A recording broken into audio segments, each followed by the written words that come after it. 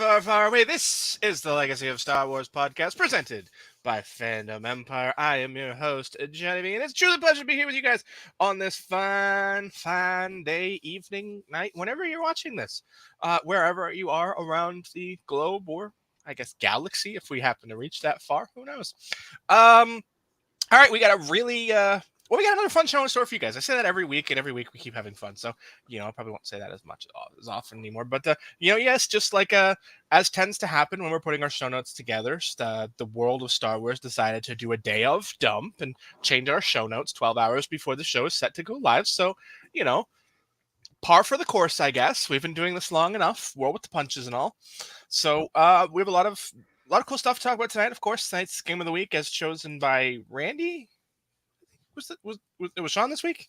It's Battlefront 2. We'll talk about that later on in the show. Of course, we got news about the upcoming slate of Star Wars television, movies, all those fun kind of things. Mostly TV this week, though.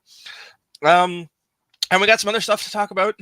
Announcements, what have you, for future upcoming events. But we'll get to those when we get to those. But of course, trivia nights again. Exciting to be here, and of course I am, as always, not alone. I'm joined by many faces here on my lovely screen. We'll just go in order because that's the way I want to do it. Randy, how you doing tonight? Not doing too bad. I'm pretty excited. It's always fun to see just how much people can actually do know about Star Wars, just because we're all big fans, and it's just a lot of fun, especially, the bragging rights you get from doing these sorts of things. So I'm really excited to see how it goes. Definitely lots of great stuff. Shawn, how you doing this evening? Good, doing good. Breathing a little bit better. Still not 100%, but as I said to Dean last night on Tonight in Haddonfield, I can actually get out a sentence or two without feeling like, Jabba sat on my neck. So improvement. And fuck Tommi B. Introduction for our next guy, who is, of course, the producer and one of the main guys behind the scenes here at Fandom Empire, Tommi B. How you doing tonight? Almost did the full name. Man, fuck you guys. What did I do? I'm out here catching strays, man. I'm hanging in there, man. Oh man, what a start to a stream. It's yeah, that's usually how things go around here, I guess. Shawn's getting those pregame jitters out early now, as of course, obviously, as we said last week, it's trivia night. As I said earlier, it's trivia night, and tonight's matchup is the two gentlemen on the bottom half of the screen. Shawn and Tommi will be going a 1-on-1 in tonight's trivia, as curated by Randy and myself. All right, of course, as always, please, if you're enjoying the content, if you like the content, if you want to say bad things about the content, I don't care. Just like, subscribe, click the bell, interact with the videos, help us beat that YouTube algorithm. All right, do all those fun things. Like, subscribe, smash the bell, all that stuff, and check out all the other content here on the channel, like Tonight in Haddonfield, Monday nights, and any other content that is put up during the week on other relevant news and other topics. And you can check us out tomorrow night at 10 p.m., give or take, for Welcome to the Geek Side, where we talk about, well, whatever the hell we want, as evidenced by the lovely graphics over top of the thing: Star Wars, games, movies, wrestling, football. We'll talk about whatever we want to talk about while doing whatever we want to do. Some weeks we'll be gaming, some weeks we'll be, who knows what we'll be doing. You never know, and you never know who's going to be there. So you can check that out tomorrow night, Wednesday nights, at around 10 p.m. Eastern, right here on the Fandom Empire YouTube. And if that's not enough, and you want more of us and our lovely faces, and you want to help support the channel on an even greater level, you can, of course, always check us out over on Patreon, patreon.com/fandomempire, where we provide you with other additional shows and tiers and special stuff, and just their general, help us out here on the channel. So now that all of that housekeeping is out of the way, it is time for trivia.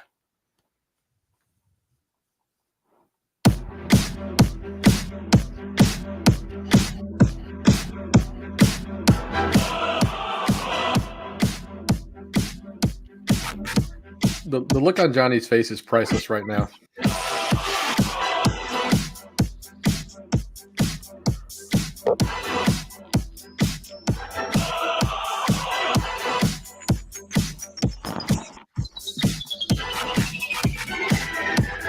Really had to choose a picture that made me look like such a douchebag. Oh my! I sat there looking at your pictures today, and I'm like, I don't know what one to pick. I could have asked you for one, but that would have required waiting and on a time crunch. So Yeah. My soul dies a little every time I intro that segment and have to listen to that song. It hurts me on a visceral level. you like it? You like being hurt? Damn. All right. Wow. All right. We're not going to get into that. This is not the show for that. That's a Wednesday night topic, if any night, I guess. And even that might be a Patreon topic, I think. But I digress. It's trivia time. And of course, if you've been around here long enough, you've started to see how the trivia works. We had trivia.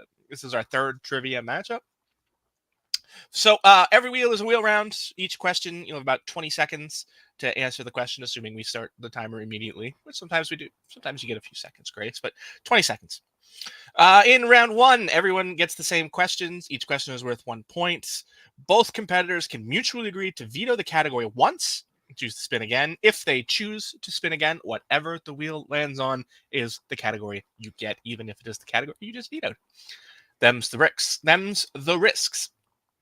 In round two, you get to exercise the veto on your opponent's category. Okay, so the wheel will spin, the category will come up. If you don't want your opponent to have that category because you think it's a strength, you can veto it. And same rules apply. Unless it lands on opponent's choice. Unless it lands on wheel. Is it opponent's choice or player's choice? They're both on there now after Zach's suggestion. So. Okay. That's it. If it lands on opponent's choice, then they maintain and they are the ones who get to exercise for themselves. But otherwise, same rules apply. You spin it again, you get what you get.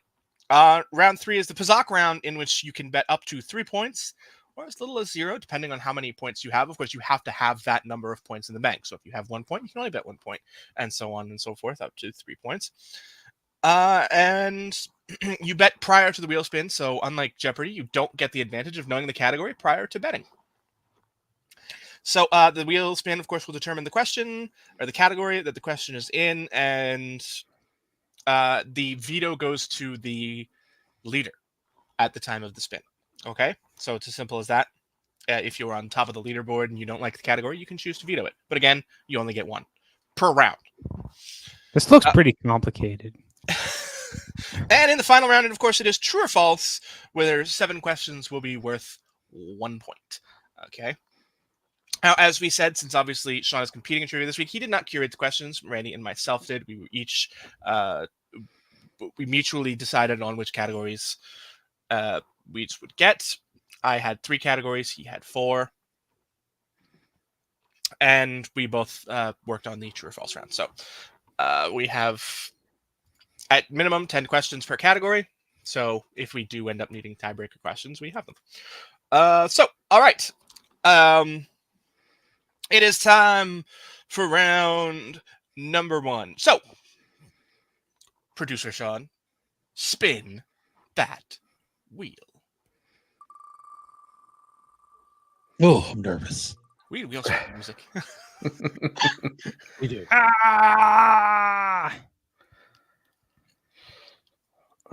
And category number 1 is literature. Gentlemen, play or pass? Well, we both got it. I mean, I made the rules and I can't remember them. We both have to. It's a mutual. Too complicated. It's a mutual decision. So, play or pass. You both get to decide. I'd be open to spinning again if you are, Tommy, but I'm also open to staying. Let's roll with it. You gonna roll with it? All right. You're gonna roll with it as in stay, or you're gonna roll with it as Roll with it as in let's do literature. Okay, we are gonna. Why the hell not? Let's start out and get our asses kicked.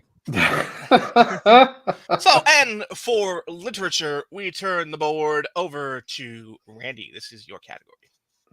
Alrighty then. Let's see. Do we go?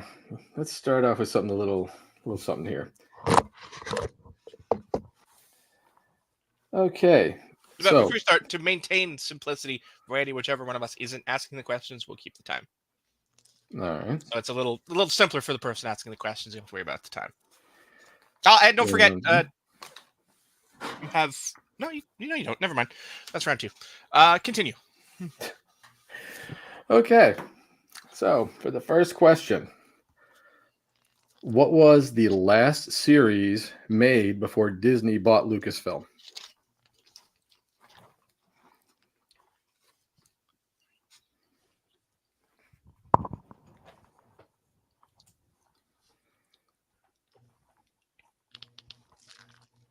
Ten seconds.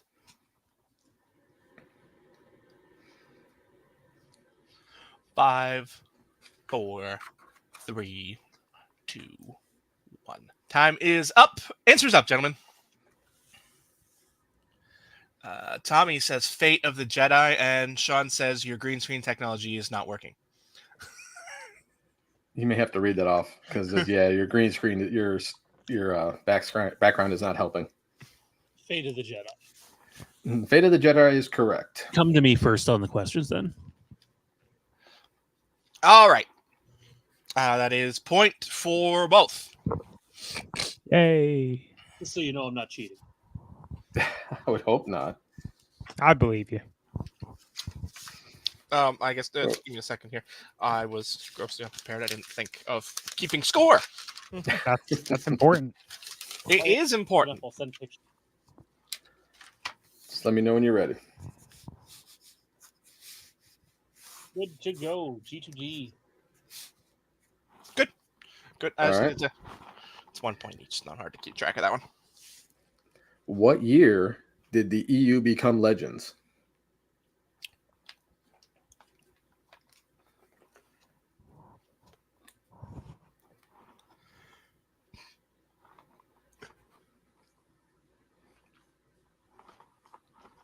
Ten seconds. 5, 4, 3, 2, 1. Time is up. Answers up. All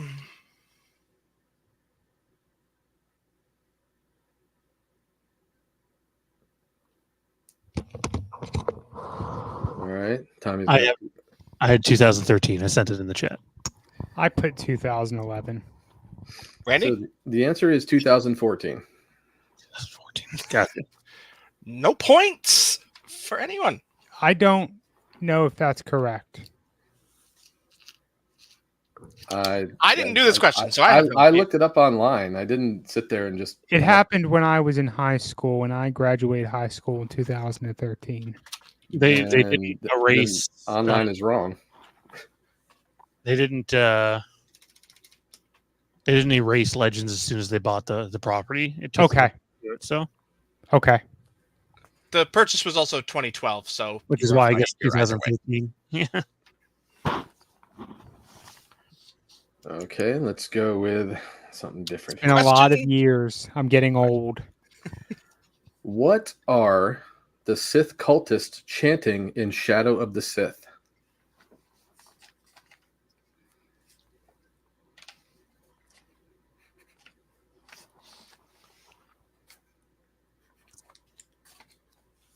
Ten seconds.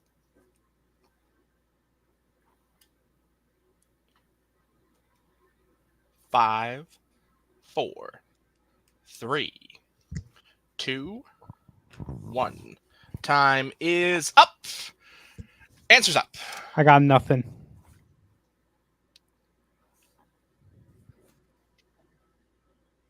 Revan? Yeah. That is correct. Oh, geez, that came to mind, but I didn't think that was the right answer. Oh no. He's canon, baby. Oh no. You did end up reading that one, right? I believe we talked about it. Shadows of the Sith. I couldn't remember which book Shadow of the Sith was, man. The Luke and Lando journey. It's really good. With Ray, Kid Ray. Okay. Okay. Okay. Let's be question number 4. Yep. All right. Wait, And, there's we're a gonna- 5. No, this will be 4. This coming up is 4. Okay. Let's score 2-1. 2-1. In Thrawn Alliances, who is Thrawn's bodyguard?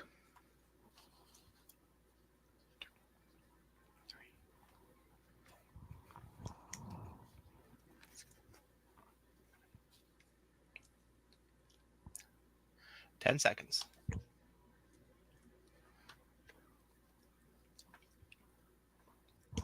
5, 4, 3, 2, 1. So wrong. Time's up. Answers up. This is so wrong. We got Rook from Shawn, and Tommy, your board is in the wrong place. Oh, I put Eli Vanto, but I'm wrong. The answer is Rook. Rook was in Alliances? Mm-hmm. Yep, he was a royal pain in the 501st SAS.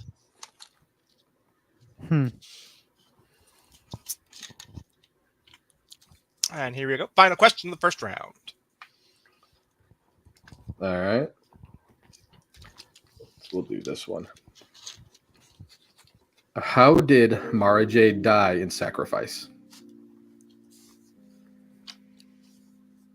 I'm just going to say the answer when it's time.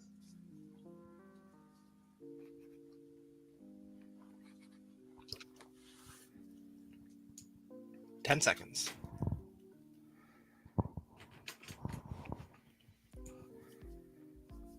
5, 4, 3, 2, 1.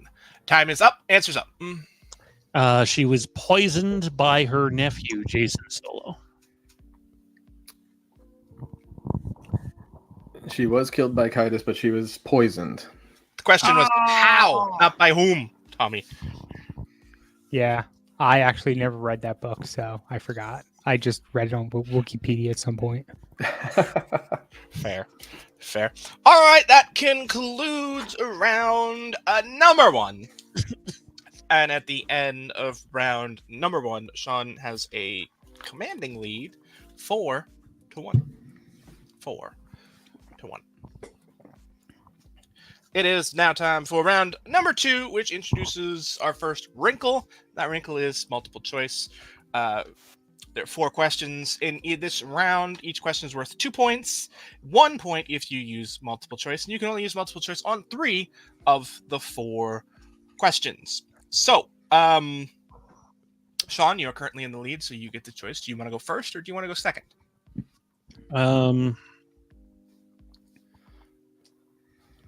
I'll go second. You go second. So, Tommy, you are up first. The wheel will spin on your behalf. Of course, Shawn, you maintain unless it is opponent's choice. So I'm supposed to bet my 1 point. Is that it? No, that's next round. That's next round.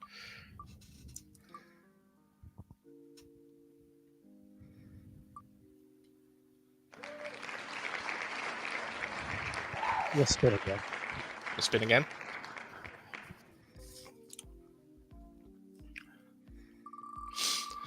All right, this is it. This is the spin. This is Tommy's category. And it is movies and television. And for that question, switch around so I can pull up my board and actually see it. Nice guys finish last. Sometimes they do. But if it makes you feel any better or worse, depending on how you feel, I curated this category. So Tommy now gets to deal with my questions. So do I say I want this for multiple choice first, or I can do it after the question? Once you hear the question, you can decide if you want to use multiple choice. So you don't have to be like, I want multiple choice on this before you hear the question, because that's just silly. If you know the answer, you can say it immediately. You don't have to write your answers down for this one because there's no stealing. So just me. Just yay. So no stealing. You can just answer verbally for these questions. This is a 4-question category. So Here we go. Randy, you've got the clock. 20 seconds. Once Yep. I finish the question, pause the clock if you ask for multiple choice. The clock starts again at the same count. All right. Unless it's under 5 seconds, then give them the full 5. But if they wait that long, they're probably not very smart. So here we go. Movies and television. Question number 1. Saw Gerrera has featured in how many film and television projects?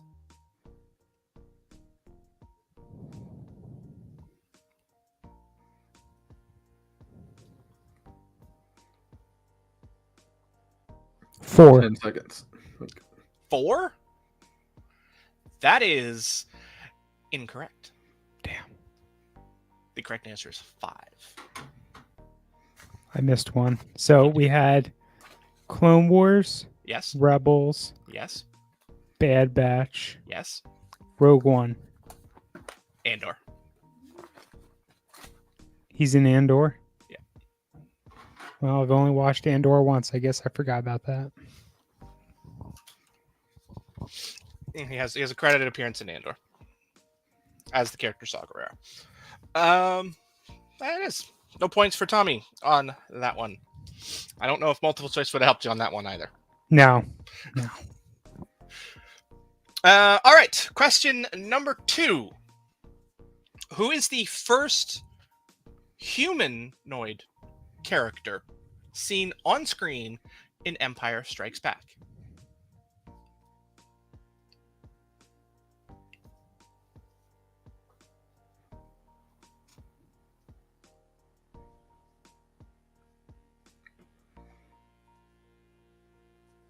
I'll go with Luke.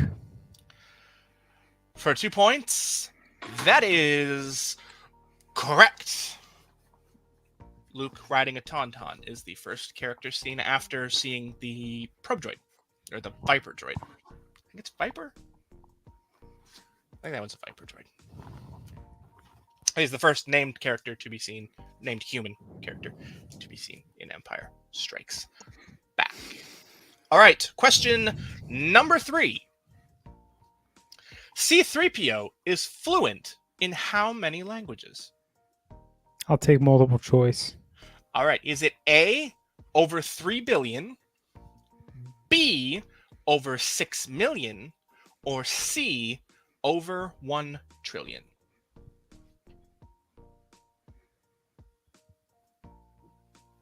Can you repeat the options one time? Is it A, over 3 billion, B, over 6 million, or C, over 1 trillion? I'll go with A. Over 3 billion.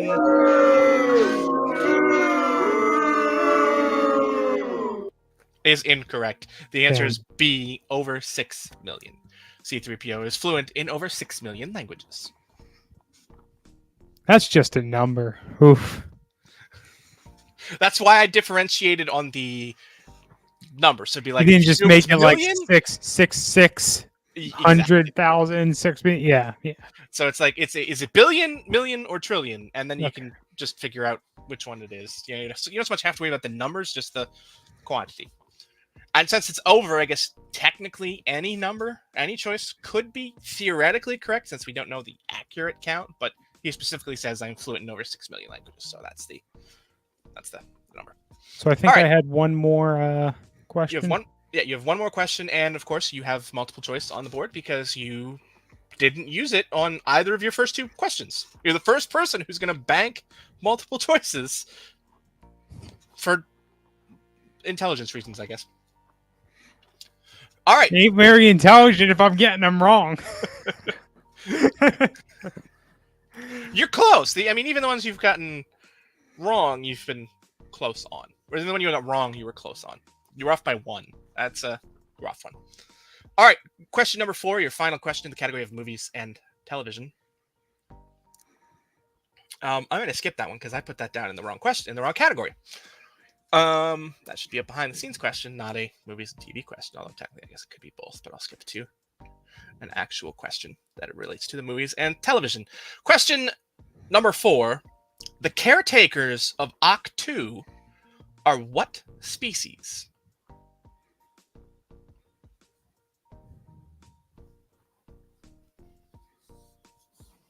I'll take the multiple choice. I'm gonna take the multiple choice. Is it A, Porg, B, Lanaya, or C, Nautilon?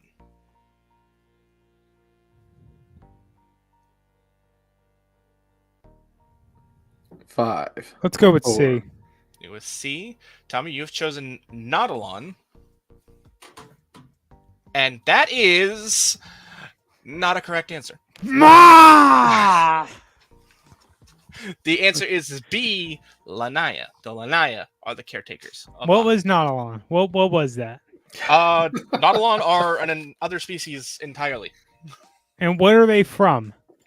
Let me pull up. I know they do have a. That is Kit Fisto. Is it Kit Fisto? Yeah, Kit Fisto is Nautilon. Okay. Never remember what the heck his species is anyway. So Yep. I guess that's that. All right, Shawn. It is now time for your category. Tommy, you will choose to exercise the veto or not on his category, depending on whether or not it lands. If it lands on opponent's choice, he gets to choose himself. Here we go. Spin the wheel.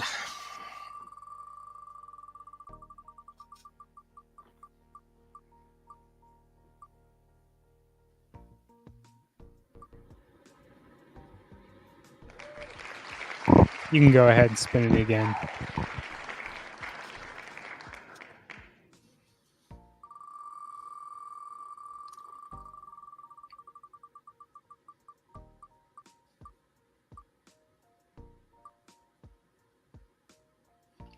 Your category is behind the scenes. That is also a category of mine. So heading into this round, Shawn, you lead 4-3. You are 1 point ahead heading into this round. Okay? This category is behind the scenes. Each question is worth 2 points unless you use your multiple choice. You have 3 multiple choices. You know the rules. You made the rules. I hope I don't have to explain them to you. So here we go. It is time for question number 1. What was the first Star Wars film produced by Kathleen Kennedy?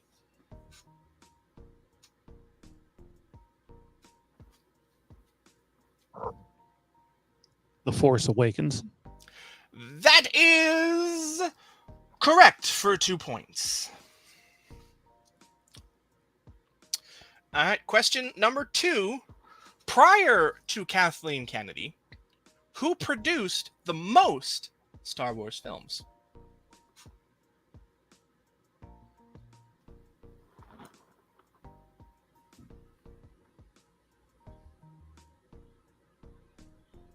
In 10 seconds. Rick McCallum.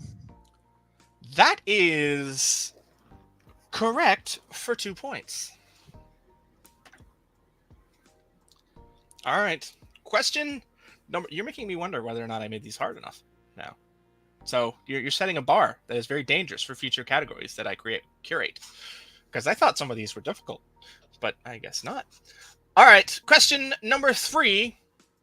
Which sequel era pilot was named after a band?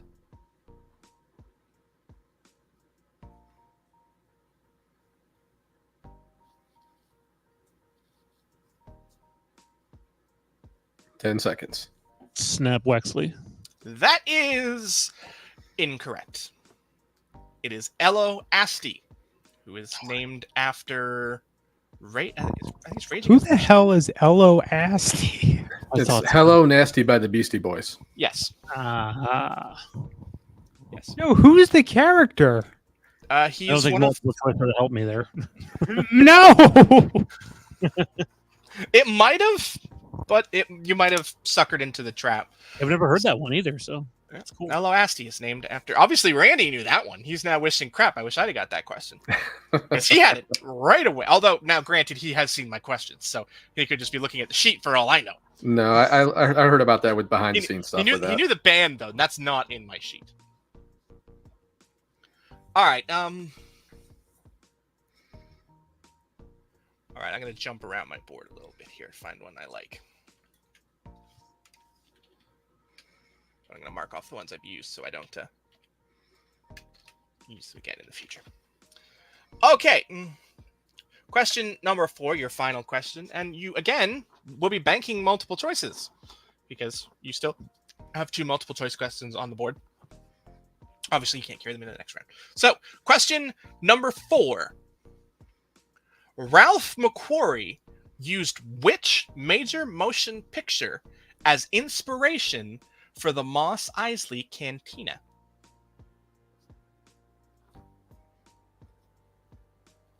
Multiple choice. Is it A, Casablanca, B, Gone with the Wind, or C, Citizen Kane? C. Citizen Kane is incorrect. The correct answer is Casablanca. Casablanca. Here's looking at you, kid. That was a tough one. All right, that is going to end round number 2. Shawn, again, has a very commanding lead worth 8 points. A lead of 5 points as the score sits. Shawn, 8, Tommi, 3. Now we head into the Pazak round, where the wheel spin will determine the category. You bet as many as 3 points or as few as 0, depending on how many points you have. As the current leader, Shawn, you will have the veto choice. Whether or not you choose to exercise that is entirely of your own volition. So, spin the wheel. We had to write down our points first, right? Yes. I saw you both writing, so I assumed you'd both done that already. Yeah. I jumped. Tommi, you wrote yours down?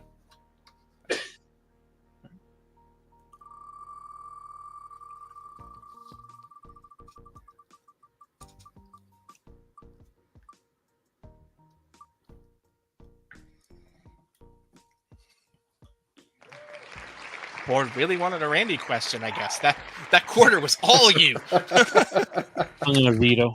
You're going to veto? Okay.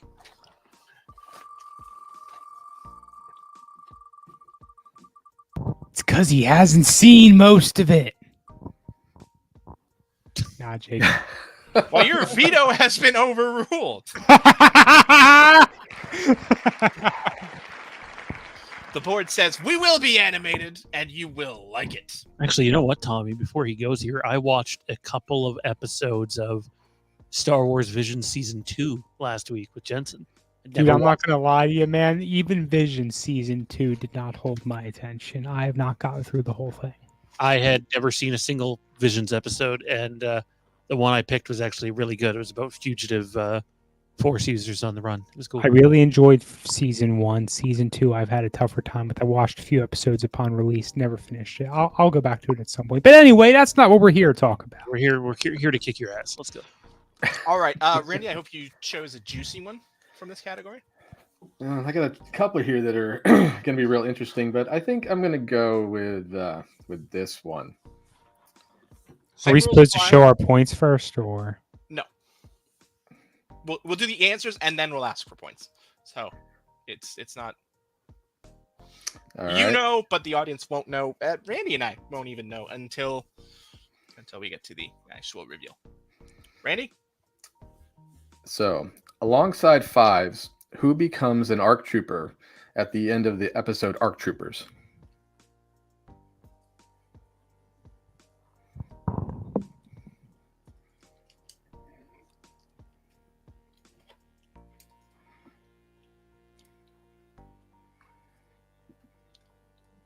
Ten seconds.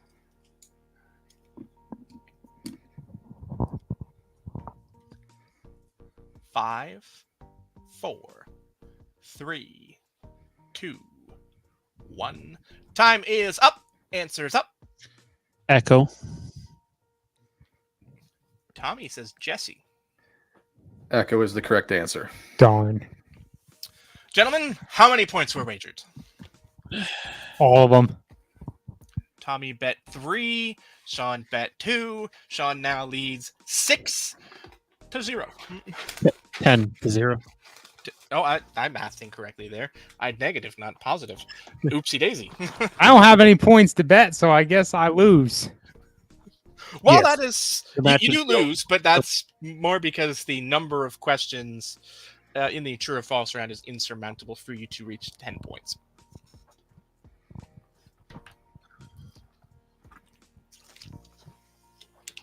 So here's the question, gentlemen: do we play it out, or do we bank the questions for future use? I'm fine with banking if Tommy is, but I can see him Yep. wanting to break the shutout. So Tommy, you're okay sitting on the goose egg and going home with 0? Yep. All right, there you have it. The I gentleman. told you I was going to get my ass kicked.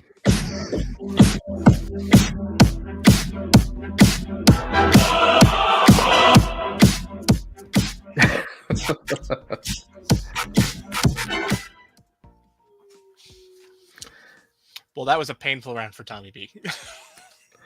I probably should have gone with the other question I had, but we'll save that hard one for the next go around. Note to self: don't get animation when Randy's doing it if that's not a hard question. I did have a harder one, but I figured both of them and at least watch Clone Wars. Yeah, I didn't think Echo. When I think of Echo, I typically think of him in like Bad Batch stuff nowadays. So it is what it is. All right, that is going to do it for today's trivia matchup. I hope you guys enjoyed it. Tommy, I'm sorry you got shut out. It is what it is. It was a good time. They were good questions, guys. Thanks. All right, Tommy, thanks for joining us tonight. I hope you had fun. Fun getting my ass kicked. Yeah, rub it in a little more. A little more. No, they were good questions. You guys did a good job. Look forward to more in the future. Well, thanks for joining us tonight, Tommy. Peace. We'll see you next time. All right, gentlemen, it is time to enter the HoloNet. All right, we got lots of news and rumors and things of that nature to talk about this evening. But of course, we're going to start with we're going in the order of the list that I have for our show notes. So that's the order we're going in. All right. Despite thoughts of otherwise, Skeleton Crew is currently set to be released in Christmas 2024. So we're looking at about a year wait for Skeleton Crew. I mean, it makes sense, right? Like they had troublesome production. There's some belief they want to go back and do some reshoots. It's just wild because like really that production was supposed to happen. Like we were supposed to see that before we seen The Acolyte or even Tales of the Jedi Season 2 or Bad Batch Season 3. And now, 1 year from today, we still might not have episodes. Yeah, it's it'll be interesting. Randy, what do you think? I mean, it's a bummer, but if they really have had those types of issues and they really need to kind of tighten things up and get some different, get the reshoots in. I mean, hopefully it's doing it for the better. As we all know, sometimes reshoots can either make it worse. Sometimes it makes it better. Obviously, Star Wars is definitely no stranger to having big projects having to have major reshoots. I'm looking at you, Solo. So it is what it is at this point. As long as, but I'm still excited for it regardless. I just really hope that everything gets squared away and that they really tighten up the story if that's what they're trying to do, or whether it's the dialogue or just some of the scenes just not really panning out well. I just kind of hope they really get everything to where it's kind of now what we're going to be expecting of Star Wars content. And obviously now with Filoni getting a chance to really keep an eye on it through this next year, who knows what we'll get now. Yeah, it's gonna be interesting for me. I think Christmas 2024. I'm fine with that. As long as the production works well and the final product is good. I don't necessarily mind so much. If it comes out whether the Acolyte is first or it's first doesn't really matter to me at all.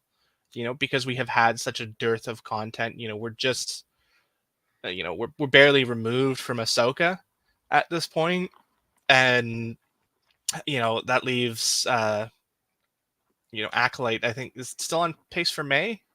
That's the theory right now. Is that it's so? I mean, that's the perfect amount of time for me. Where you're looking at 2 series per year.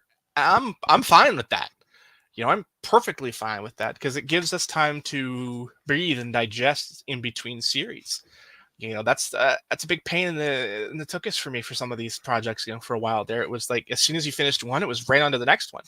There was no time to digest and think about what you've just watched. It's from one right into the next, and that's you know never good for me. I'd like to have time to breathe in between projects and have time to sort of digest and ruminate on what I saw and what I think is going to happen next in the overall universe. So having this time to breathe, I think, is good in between. Yeah, I mean, I don't know if I was overly excited for Skeleton Crew anyway. Like, hey, the idea of Jude Law playing a Force user is intriguing.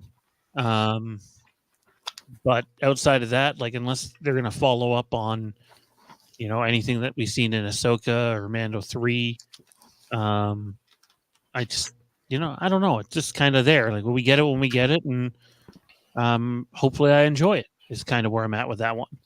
I definitely have a little more excitement about the other 2 projects, though, more so than this one. I mean, I think this one for me is up there. I mean, obviously, the Acolyte is top of my list because it's sort of untapped potential in an untapped era, and I'm excited for that. But Skeleton Crew sort of tickles all my buttons. I love Jude Law, and the idea of a Goonies in space. I love the Goonies. It was one of my favorite movies when I was younger. So, the idea of a Star Wars Goonies movie, I think, is awesome, and I demand someone do the Wookiee Shuffle. I don't know what that is yet, but I want it to be a thing. Or some Maybe sort you of can shuffle. invent it. I'm not, no. No. I'm more likely to be spotted doing the truffle shuffle. That one I can do.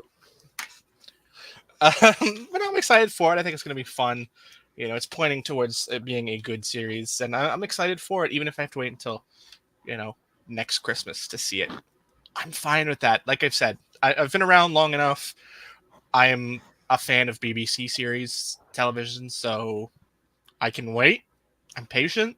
I was a Sherlock fan when it was airing. I'm a Doctor Who fan. I mean, I have patience in between series. I can wait it out. So I don't need the immediate gratification. All right. Next up. Despite knowing essentially nothing other than it exists, Empire is reporting that season 2 of Andor is still slated for a 2024 release. I'm just looking at this poster now and noticing, did we have this up in the pre-show when we were in the green room? We just had it up now. I had the wrong one up for a bit. No, I meant when you rolled. I remember you rolled through the graphics in the pre-show. Was this one of them? Maybe. I don't remember. Because if it is, Tommy, you really should have been paying better attention to the screen because Saw Gerrera right there in an Andor poster. Not an official poster though, right? This is a fan-made one. But either way, it's a oops. Well, I digress. 2024 slated release for Andor season 2.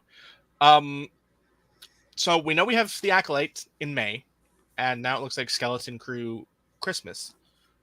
First question: when is this going to come out? I would assume they're hoping for that Ahsoka time slot, but at the same time, I'm sitting here going, they're not done filming yet. Like, yes, during the strike, they would have had the ability to go in and edit and do post-production still. A lot of those employees were still working. But Like you have, as far as I know, full episodes that haven't been filmed yet. So despite Empire saying it's still coming in 2024, part of me goes, if it is, like I would have to assume that it would be the December show and not Skeleton Crew. But who knows? Like the one thing Andor had going for it is the production quality was it's unmatched. There no Star Wars project has had the production quality Andor had. Movie, show, doesn't matter. So like a lot of it's actually there and doesn't require as much post, and yet like I would hate to see them cut corners because some people say Andor's too inside baseball, not enough force powers and stuff like that. But for me, it's all about the production quality and the acting and not cutting corners on that first season that made the show interesting. Cutting corners of any variety, in my opinion, with what they set up with season 1 would be a mistake. I firmly do not believe this show will be out in 2024. If it is, great, because that would mean we're getting 3 live action shows and 2 animated shows in 1 year. I just can't see them delivering on all that, though. Randy? I mean, I can't. If they're not even done filming yet, I can't see this being out in 2024. I think that's pushing it. We don't want. Something like Andor. I don't want rushed. I'd rather them really just get everything done, get the post production done well, no cutting corners. I mean, you got to figure you took a character that you saw in Rogue One, and you're like, okay, this is kind of like the a scoundrel / smuggler almost type character who would do anything to help the rebellion.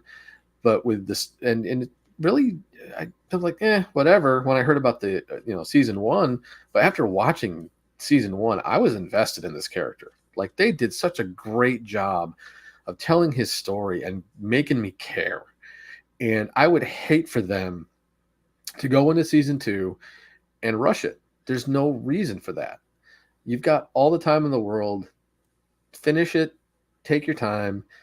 And if it comes out first quarter 2025, so be it. I don't think Johnny ended up finishing Andor. I think he stopped pretty early, unless that has changed. It has not. I really think that Andor is the type of show, if you can get past that opening 3 episodes, falls right into your wheelhouse. And like that last episode, without giving away spoilers in case Johnny does dive into it, that last episode of Andor is one of the most emotional pieces of Star Wars film or TV I've ever seen. Just so incredibly done, incredibly moving. I watched it a few times over again. It's the type of thing where the hair stands up on your arms, and just so well done. I really appreciate what they did with that show, and it's why I don't want it rushed. Like if we don't see the thing till midway through 2025, I'm fine. It would suck to wait that long, but like I would rather see it the way it's supposed to be than some rush job. Yeah, I mean it's both concerning and not concerning to me, because I think of all of the projects in the pipeline, this is the one that I think requires the least amount of time from finish to actual viewing, just because of the fact that it is more, practical versus special in its effects and things of that nature, that I think allow it to be quicker to move through the post-production process. So I don't, if you can get on tap and finish filming this somewhere in early 2024, I could see it coming out, in the latter half of the year. But again, it would be a little rushed because you are sort of running up into that window of where do you put it out then? If you finish filming this somewhere around, say, February, March of 2024, which would be my guess for when they'd actually get to finish at this point. I don't know how much they have left to film though, so I don't know. I can't say for certain, but entire episodes, and with the way they're doing it, I don't think it's going to be necessarily short production. So you're still looking at a couple of months at least to get this done. You're probably not finished till somewhere between end of January to beginning of March. I think is probably the window I would predict myself for when they finish. And as Sean's exactly right, that puts you at around a Christmas release, and in that holiday, that November December release window. And unless they're going to go right from Andor into Skeleton Crew, which again I do not want, it runs you smack dab into that release window problem. And when do you put it out? Where do you put it out? If you rush through post production, you could probably have it out in that Ahsoka window, but again, you'd be rushing it. And that would require you to have basically a perfect filming and not have to go back and do any sort of overwork. Everything on film would have to be nearly perfect from a dubbing perspective, from a shooting perspective. You have to get everything right the first time, and that is nearly impossible to do. And I don't think there's a chance this happens with them still keeping Skeleton Crew in that window. Now, if Skeleton Crew gets pushed off because there's more effects in that, okay, I could see this coming in that holiday window. And then you have Skeleton Crew in early 2025, which again, it just runs amok with the fact that we were supposed to get Skeleton Crew before Acolyte. But it's, it is what it is at the end of the day. And I don't, I've said it, like Sean said, I didn't get through Andor. I could, like he said, if you can get through those first 3 episodes, I'd probably, but I couldn't get through those first 3 episodes. It wore me down, and I couldn't do it. I tapped out 3/4 of the way through the second episode. It didn't capture me. And, maybe once we get closer to Andor 2, I'll watch it because, we'll be talking about it on the show, so I'll kind of have to. But, I'll get to it eventually, but I'm not rushing out to see it. I'm not rushing out to watch it. And if push came to shove and it was a one or the other, I'd choose Skeleton Crew over Andor because, I was not invested in the Andor character going into the series to begin with because I didn't like Rogue One. That didn't help. I just, my level of hype is not there for this. I'm great. It may sound contrarian, but if they came out tomorrow and said this isn't happening, I wouldn't lose any sleep over that decision. I think the most likely thing to happen at this point, like again, wearing my tinfoil hat here, it'd be. I think Andor 2 comes out spring 2025, and then that summer area is probably Mando 4. And then if things get up and running and quick enough, you have potentially Ahsoka 2 at the end of 2025 or the beginning of 2026. The problem is with that, the Ahsoka movie is still slated for December of 2026. Unless they push that back, I think there's a realistic possibility that they are going to run out of time to do another season of Ahsoka before the movie. Yeah, that's distinctly possible. That's the risk they ran into. Again, this runs, we've had this conversation before. We're running smack into that problem of over-promising and under-delivering. Because they're setting up these intricate, detailed worlds, and they're putting the cart before the horse, thinking that, cinema, that we need to do that. We need, why studios continue to keep, specifically Disney is the worst for this, why they continue to need to keep putting out their slates publicly 5, 6, 7, 8 years in advance is ridiculous to me. I don't need to plan my weekends for 2030 right now. Like internally, sure, that's a relevant discussion that they need to be having so that they keep their release windows effectively. Internally, externally, those decisions don't need to be announced yet. Like I don't need to know what Marvel movies are slated to come out I don't need to know the release windows for films 2 phases from now. You're having enough trouble with the phase you're currently in. Let's wait until we get past it to worry about the next 2. Same with Star Wars. Like it's just that you're announcing projects so far in advance that over 50% of them have been canceled. And that's all it does is put egg on your face at the end of the day. as a studio, and that's not a good look when the House of Mouse is your corporate overlord. Well, and that's something we need to keep in mind as well in terms of the TV schedule, is that usually what they like to do is have a Star Wars series followed up by a Marvel series. And that's, but unfortunately with Marvel, like for example for this year, um, we're getting basically 3 Marvel series right in a row because obviously Loki just finished up. We're going to get um, What If season 2, and it was an interesting release style of a new episode a day until the entire series is out. And then in January we're going to get Echo, which they're going to do the Netflix style and release all 5 episodes all at once. But of course with that,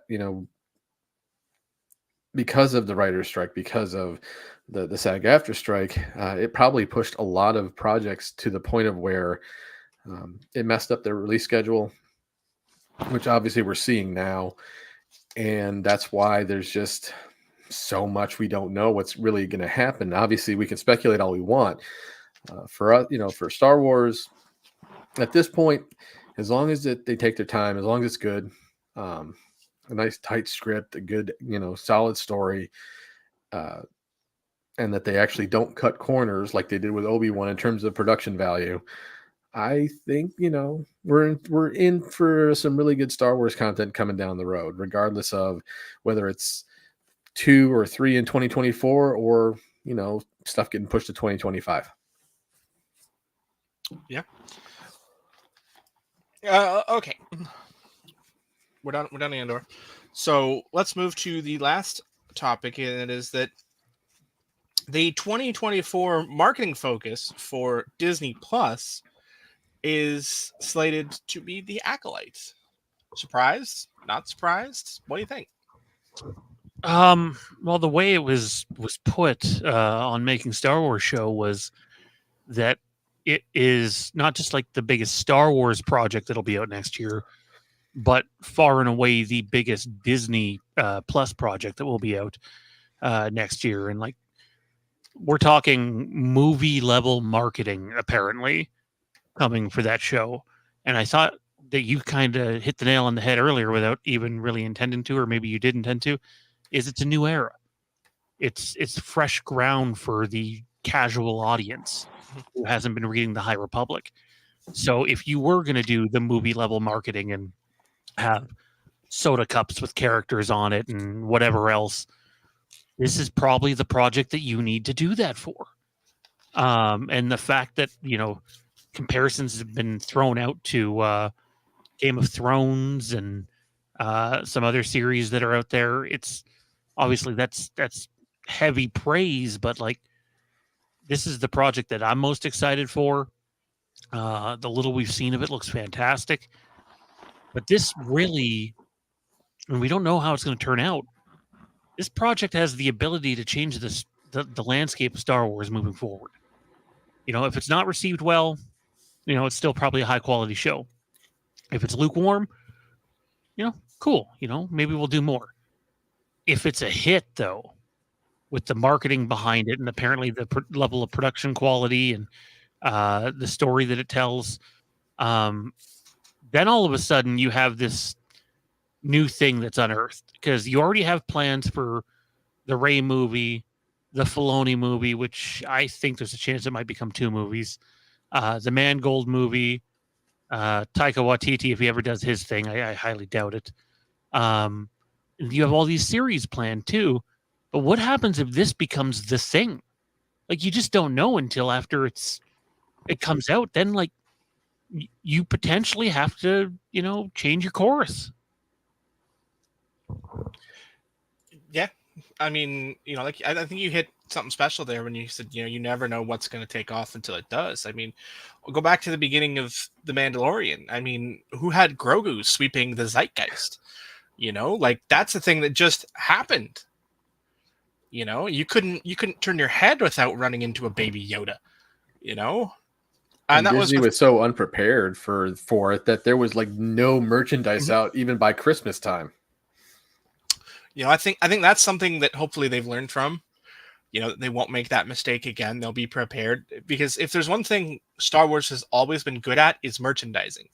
And Star Wars has always subscribed for the better too much than not enough, theory, as far as, things like toys and plushes and things like that. I mean, look at, we can point to it and be like, how many Constable Zuvios did we see on the shelves back when Episode 7 came out? Like, they were over prepared, but it worked for them because they made boatloads of money on the project, boatloads of money on the merchandising, because that's what they've always done well. Star Wars has always been on the bleeding edge of merchandising. Like it's an industry that's almost built on the back of Star Wars, and it's worked for everyone. But I don't know, Randy, what do you think about this? Well, I think the potential here is, like you guys are saying, it could be the next big thing. And I know all of us love lore. Think about the new types of lore we could get from this. Think about things we could dive into that we've never really dove into before in the canon, because it's set well before the New Republic, the Old Republic, all that stuff. We're talking the potential here to create new characters that could help revitalize the love of Star Wars. And for old generations, the new generation, even the next generation potentially that's growing up now, just starting to discover Star Wars, this could be it. This has potential for it. And that's why it's so exciting. Yeah, I mean, there's so much potential here, but there's also so much room for the opposite. I mean, I don't know, like, if you over hype this project too much, you're running a risk. You're running a huge risk, because it is sort of that untapped potential for Star Wars. It's a new era. There's not likely to be, if any, maybe one or two characters that are known to the general populace heading into this. And even one of them is sort of a iffy, you have to actually be paying attention. I'm of course referring to Yoda and Darth Plagueis. They're really the only two characters that could be around in this time period. There's a couple others, but yeah, at the end of the day, they're the characters people like. I'd be stunned if we don't see Yoda. I think it's absolutely the plan to have Yoda in that show. I'm not saying Yoda's going to be a pivotal character, but you got 8 episodes. You have to imagine Yoda's popping up. Like I don't see how you can't have him in that show somewhere. I would say there's potential to bring, for those who have played, Jedi Survivor, some of the High Republic characters being at least mentioned that are mentioned in the game, just so you can be like, hey, I remember that name from playing the game. Just little things here. It doesn't even have to be, full blown scenes with these characters or flashbacks or whatever. It's just gonna be just like, remember when this happened, and they just mention the character. That just those little things of familiarity that could help bring a broader audience to actually being like, hey, they mentioned this character, you should watch the show. Despite all the things we've seen of Jedi in the show already in previews and leaks and etc., the one thing I wonder, and I don't have an answer for it, is if the show was going to tell the story, given I believe it's supposed to be told from the perspective of a dark side user, if the Jedi are going to be the ones that come across as corrupt and the ones in the wrongdoing. I tend to think that that's very possible, considering that this is sort of the beginning of them, really falling down that pit. Yeah, it's going to be interesting to see that. We've seen, like, the only Jedi Order we've really been introduced to is the one that does the Senate's bidding. Not the galactic peacekeepers of old, not the, the people you went to solve your problems. Now they were the people that solve the Senate's problems, but they used to be, the people you'd go to for help. And could this be the time period where that changes? Or will we see that sort of change start where, this is where things start to happen, where the Jedi starts to become more of a force of politic than a force of good? And it'll be interesting to sort of see that and see where the Jedi Order is compared to the one we knew. This could the only thing that runs me smack into that is I have a hard time wrapping my head around Yoda being a part of the Jedi Order as it at its sort of, I don't want to say peak, but while it was still that type of group, when they were still the beacons of truth and justice and the galactic way, and I have a hard time wrapping my head around Yoda being a part of that and then sitting so idly by while the Jedi Order is so clearly manipulated by the Senate, specifically good old Uncle Palpy, turning them into a neutered dog in the prequel era. I don't know, but I mean, it'd be interesting to see that. It'd be nice to sort of see why the Jedi Order became jaded. To see the events that sort of turned it from being that force of good to being a neutered puppy at the beckon of the Senate. Is this is the Acolyte responsible for that?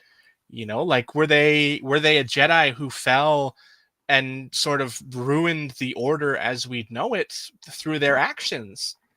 It's an interesting thing to see. Does a fallen Jedi turn the galactic perception of the Jedi from being the world's protectors to being, what they've come to be that we know them as? I don't know, but it'll be interesting to see. Well, and I think in the terms of Yoda, I think Palpatine said it best in Revenge of the Sith when he said, "Your arrogance blinds you." And I think that was definitely one of Yoda's downfalls, in the sense of he felt he was strong enough that he could hold it together himself, regardless of what happened in the background. I mean, even in season 6 of Clone Wars, they kind of explored that with his character and how he having to deal with his fears and his arrogance and having to retrain himself to be open to the secrets that Qui-Gon unlocked before he did. So it's going to be interesting. It really is, just because you get potentially Yoda, hell, maybe even Yaddle, because I mean she's probably just almost as old as he is, if not maybe a couple hundred years younger. Who knows? But a time when the Jedi were in the thousands versus a time when there's only hundreds, that's going to be kind of cool. Even though I'm really interested in to see the how the Sith view them and how Darksiders viewed them. I'm really hoping that there's times when they blur the lines where you shouldn't be rooting for the dark side, but yet there's times you do. I really hope we get to points like that, because that's just amazing storytelling if that gets to be that way. It's all about narrative perception, and since we'll be seeing the story from the perspective of someone who, in the greater overall arc, is a villain, will be interesting. This is like watching a Fantastic Four series through the eyes of Doctor Doom. Sure, he's a good guy, but he does good through evil. And it'll be an interesting perspective to see that and sort of, put those narrative rose-colored glasses on and see how they can make a villain a hero in this series. And it's going to be fun to watch, I think. It's the one I have if I have eggs that I'm going to put in a basket, I'm putting it in the Acolyte. That's just everything I've heard. We went through the talent behind the camera a couple weeks ago. There's no reason to not be hyped about it. Let's just hope it delivers. Yep. It's certainly, the fans are certainly going to, we've already started to build this pedestal, and that's both scary and fun, because the hype is strong, but the fall from that hype could be a very large one, and we just don't know yet. It'll be fun to see. All right. Well, before we get to that, we have one more piece of business to do. We talked about other things coming in the future and other projects that we'd be doing. And we mentioned all the way back when we did our first episode of the Legacy of Star Wars podcast that we plan to do watch-alongs in the future. And we are. We are happy to announce that our first a Legacy of Star Wars watch-along second screen viewing experience, whatever you prefer to call these things, will be taking place on Tuesday, December 19th. Yes, that's a regular Tuesday night, so there won't be a Legacy of Star Wars podcast, a traditional Legacy of Star Wars podcast that night. Instead, in its place, will be your second screen viewing experience for Episode 4, A New Hope. We'll be watching A New Hope, the film that kicked off everything, the film that started it all. We'll be watching A New Hope. The Disney Plus version for everyone watching, so it's not, you don't have to worry about, oh man, I don't have the right Blu-ray version, I don't have the right DVD or VA. Yeah, we're going to be watching the VHS version of the Episode 4, released in 1982. If you don't have that version, I'm sorry, you're out of luck. No, we're going to watch. I used to own that version, actually. We're gonna have the Disney Plus version, so expect lots of awkward, weird comments, and we'll do our own running commentary on it, and it'll be fun. Sometimes we'll let the film breathe, and sometimes we'll have things to say. Like, you can expect a rant when Han doesn't shoot first. I guarantee it's going to happen. I'll do it. I will tell you right now, there will be a rant that Han shot first, and I will not abide anything else, no matter what George says. Okay? I'll tell you right now, that's coming, so be prepared for it. But I digress. December 19th, A New Hope. We'll be watching it. Well, we won't be watching it here. You know what I mean. We'll be here on the channel. Put us up in another window. Turn down the volume on the movie. Listen to us. Listen to the movie. Do both, because that's what we'll be doing. So, yeah. Episode 4, December 19th. All right. It is now time for the game and share. Shawn, you chose this week's game, so introduce and talk. Talk first. I'm sure just seeing this cover gives you nightmares of all the losing you did while playing. Damn. No. I live in the real world, not the fake one you've created. I loved this game. And I will say today, in 2023, that this is still the best Star Wars Battlefront game ever made. Galactic Conquest was so much fun. There's so much that you could do. But the one thing I really appreciated that the game did, just a small thing, I'd love to go around the table here and just talk about things we loved about the game, other than kicking Johnny's ass, is you could get into so say you were in it's a space battle, they have their command ship, we have our command ship. You can get into, whether it be an X-Wing or one of the Jedi starfighters, fly it over to the droid command ship, get off the ship, and actually commence in a physical player battle, whether you were a soldier or a Jedi or whatever.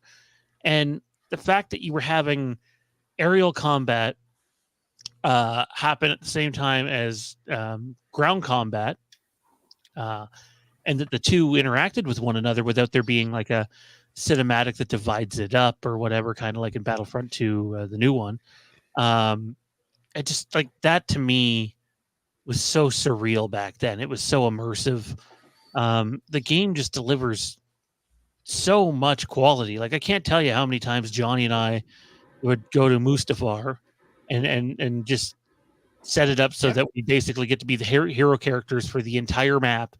And then we would raise the just see how many AI we could kill in a round. Yeah, we would raise the infantry count up to 900 on each side. Now, obviously, they're not all there at once, but it was the round would last forever, and you're just Obi-Wan and Anakin just murking people and throwing them into the lava with the Force, and just it was a really enjoyable experience that, for my money, they still haven't been able to recapture.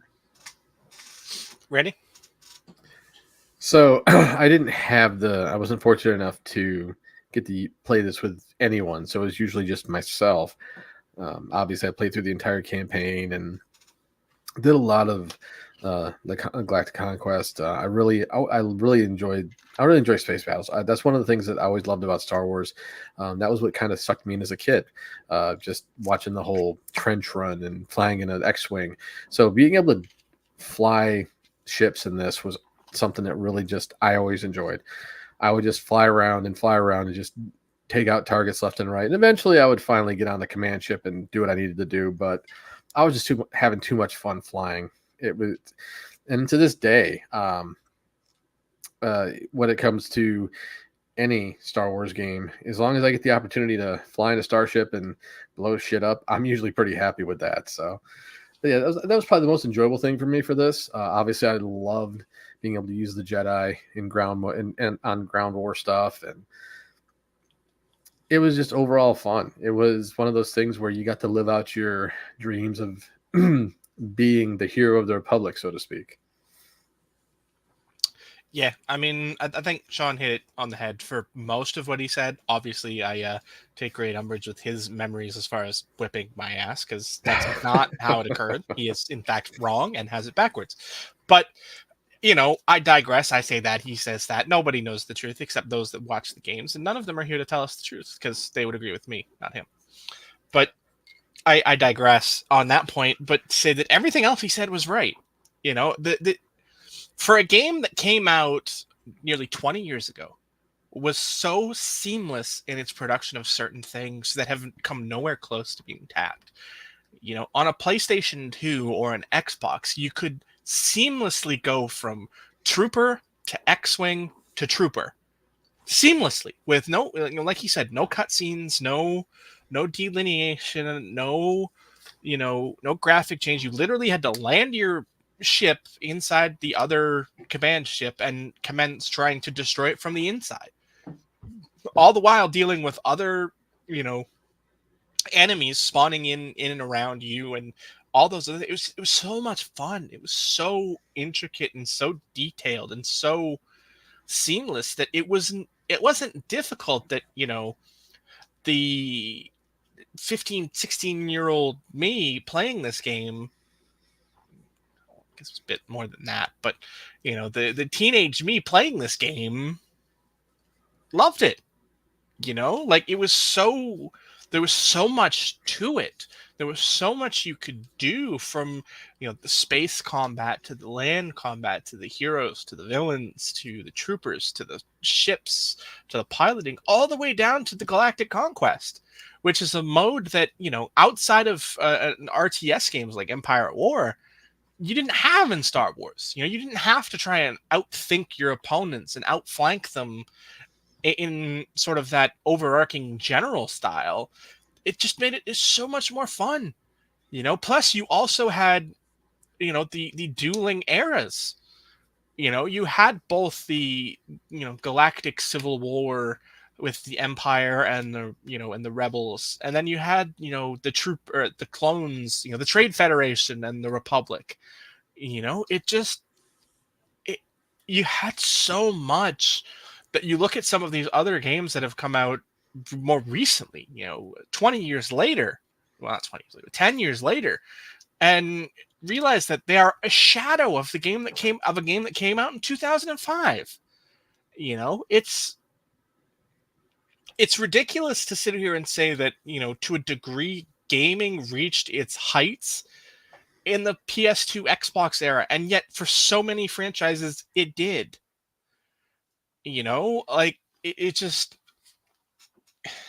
it's 2023. We should not be chasing memories of games from 2005 for anything more than nostalgia. And yet here we are chasing gaming experiences we had in the mid 2000s because they're better than what we have in 2023.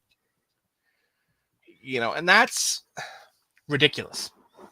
At its core, it's ridiculous. But that's a rant for another day, for another night.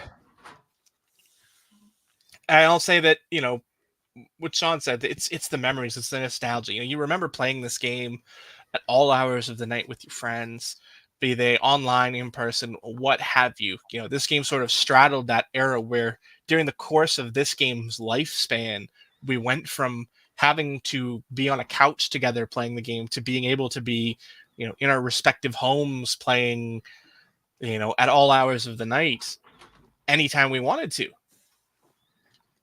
The experiences were so much better. The experiences were so much more fun. The game was so much more fun. And like Shawn said, this is the best Battlefront. I dare say this is the best Star Wars game that has ever existed. There are others that give it a run for its money, but as far as most time spent playing, most fun had playing, this game is far and away the best game in Star Wars history. Probably in my top 5. I can't put it 1. I'm too much of a Knights of the Old Republic lover for that. But yeah, I mean, we spent countless hours for years playing this game every Wednesday. And it was a load of fun. Is there any maps from this game that you guys have fond memories of? I mentioned Mustafar off the top because they really did do a wonderful job replicating the area there, the mining area from the movie. But another map that stood out to me was Utapau. Again, it has the edges there of the platforms where you can just take guys and just throw them off of it left and right. Utapau was one that really stood out for me in this one. I mean, I guess other than the ones you've mentioned, there's 2 that sort of stand out for me. And that is Geonosis, of course. The platforms, the railings, so much more open space, the environment, were all things that were fun on that map. But one that sort of, for me, stands out as one that was different was Felucia. Because it was that sort of overgrown fauna, it was a planet that was unlike anything we'd played at that point, with having those sort of giant, almost mushroomy trees, and mushroomy plants and things like that. It was just so much more different than anything else we had that made for a more fun experience because you were playing the game, but you were also sort of, you'd get distracted by the environment around you, which I loved. Yeah, I was definitely going to say Geonosis was one of those maps that really kind of stuck out to me. Obviously, for me, I spent a lot of my time in space doing a lot of the space battles, but I mean, there's always those, like with the single player mode. I remember Coruscant and the Jedi Temple being really well done, and that kind of stuck out to me a lot. Obviously, taking different locales from Star Wars, one of the ones I've always, whether it was the original Battlefront or Battlefront 2, Hoth was always fun for me. I always loved being able to get in the snow speeders. I love being able to fly around with those things and take out walkers. There was always something so special about doing that in any game. But to finally get to see it in such clarity and really feel like you're there, that's something special that not a lot of games get to do that. And Battlefront 2 really did do that. It really brought the settings and the scenery, like what you said with Felucia. I mean, that was a very beautiful map. So it's one of those things where the nostalgia is real, but you're right. It's, how often can you say that on top of chasing nostalgia, we're chasing those types of memories again in terms of just that play style and the crispness of it all, and how just fluid the game was. We haven't seen that in a good long time. Yeah. I mean, as far as maps went, you also got to throw your love to Kashyyyk. That map was also fun. From the beaches into the trees, it was almost 2 maps in one. That was fun as hell. Yeah, you can't go wrong there. Kashyyyk's always been a fun locale. Mm-hmm. It's one that you always, when you think Kashyyyk, you think the trees. You think of sort of the high platforms up in the trees that, you don't really think of the ground so much because it's a place you don't go very often. It's a place you don't see very often. Yet this map encompassed the entirety of the geography with the beach half and the tree half. I loved that, especially with Yoda. That was that was a Yoda map, and that was was always fun to be that little green guy. Well, and of course, thinking about some of the vehicles you could do on that map and that stage that are so different compared to some of the other stages, just because they're trying to give you that feeling of Revenge of the Sith.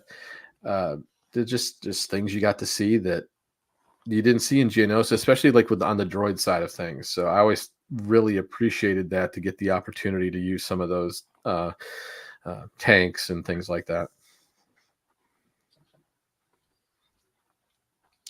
Yeah. Shawn, anything else? I mean, if there's one thing I didn't like in Star Wars games is you play so many of them. You play through 10,000 Tatooine maps, and I specifically remember actually really enjoying the Tatooine maps on Star Wars Battlefront 2. Yeah, I think wasn't there 2 for Tatooine in this one? So I mean, it was you got to see different parts of places you knew very well. Like, you had Tatooine, but you had, the deserts and you had the spaceport, I think were the 2 maps. So, you got to see different elements of it. I loved that. I thought it was great. I enjoyed, that sort of stuff. But for me, the thing this game always came back to was, the camaraderie. Sure, you could sit down and play it by yourself, but nothing beat the experience of getting some friends together and loading up. Like Shawn said, the amount of times we would do Mustafar and, crank up those enemy numbers and just see how long it took for one person to beat the other. Some of those games were marathons. And nothing, from a gaming perspective, we've been chasing that high since 2005, and nothing has come close. And that sucks. Yeah, I wish I could have experienced that, but unfortunately, my other friends didn't really have this game. It was just me, so it's a bummer I didn't get a chance to experience it. Unfortunately, the only multiplayer experience I got was the new one, the new Battlefront 2. EA, I don't know what EA was thinking. I think EA was just like, we're just going to take the name and then try to see if we just can't sell people on skins, and that's pretty much what they did. Truer words never spoken.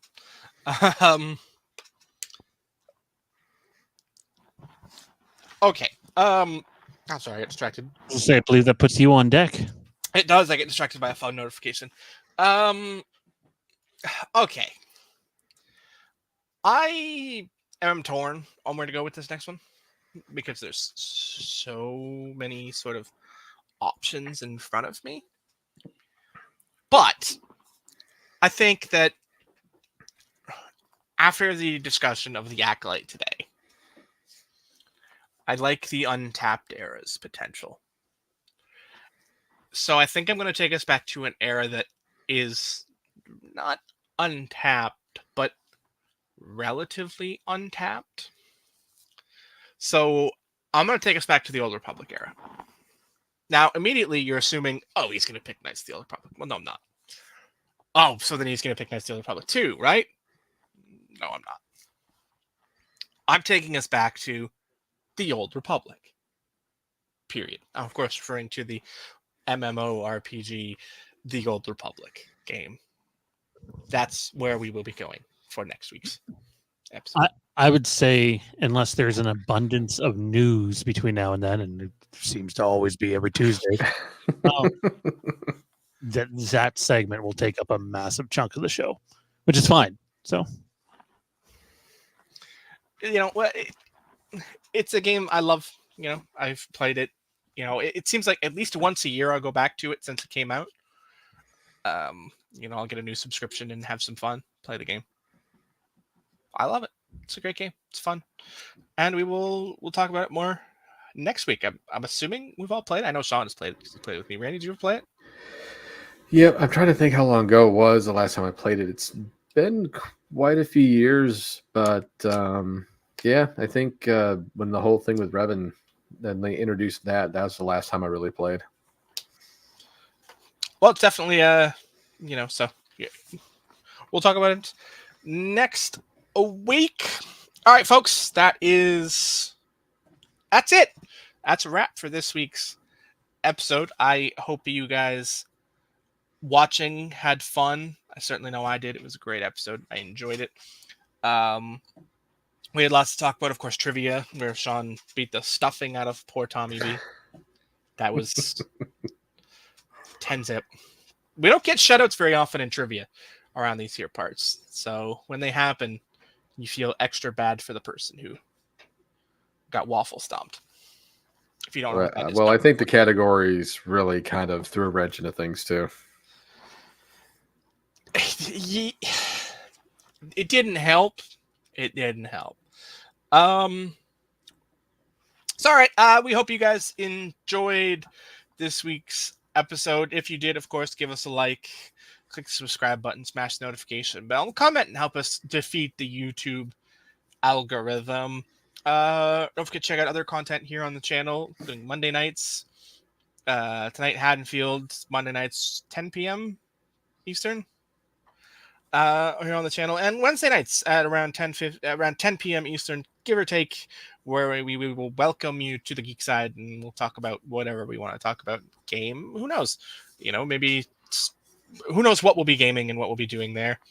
There's a headline of what we'll be talking about tomorrow night, and boy, do I have things to say. But I digress. We'll talk about that tomorrow night. And of course, if you would like to contribute to this channel on a higher level, head on over to our Patreon platform, patreon.com/fandomempire, where you can contribute and get exclusive content on that platform. Of course, gotta say thanks to Tommy B for being with us tonight, even though he did get just... He got the Alderaan surprise, I guess. He had Order 66 executed. He choked on his aspirations. Jesus, I'm sure he'll get a shot at redemption at some point. Oh, he absolutely will, I'm sure, and hopefully he won't get shut out trying it. But I digress. Thanks for joining us. Thanks for watching. For Randy, for Shawn, and of course for me, Johnny, we say toodaloo from Tatooine. We'll see you next week, and may the Force be with you all.